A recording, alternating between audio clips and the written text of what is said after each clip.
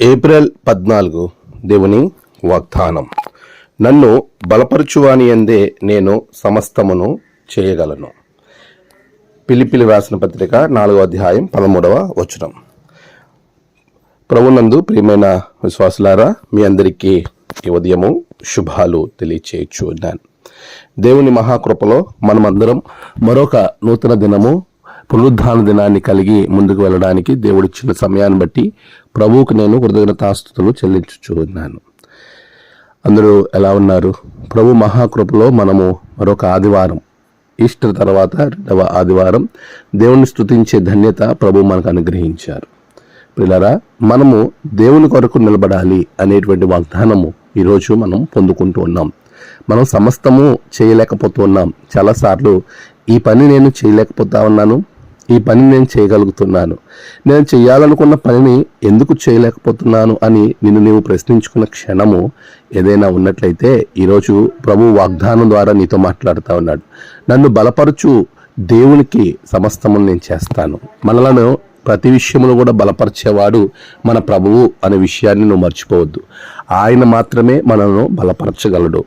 మనము బలం పొందుకోవడానికి దేవునిలో మనం ముందుకు వెళ్ళాలి. ప్రభువులో మనము సమయాన్ని గడపాలి.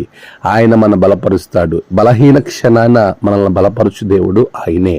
యేసు ప్రభుల వారి గెత్సెమనే తోటలో, ప్రభువా, నేను ఈ గిన్నె పాత్రను మోయలేకపోతున్నాను, ఈ పాత్ర నా యొద్ద నుండి తీసేయ్ అన్నటువంటి క్షణాన ప్రభు ఆయనని బలపరిచారు. ప్రియ విశ్వాసి, మరి నీవు బలహీనపడుతూ ఉన్నప్పుడు దేవుని మీద ఆధారపడితే ఆయన నిన్ను బలపరుస్తాడు. అప్పుడు నువ్వు సమస్తాన్ని చేయగలుగుతావు. ఏదైనా సరే క్లిష్టమైనది నీ ముందుందేమో, నీ పరిస్థితి ఎలా ఉన్నప్పటికీ, ఇప్పుడు నువ్వు ఉన్న పరిస్థితిలో ఇది ఎలా చేయాలి అని ఆలోచిస్తున్నావేమో, ఏమీ భయపడద్దు.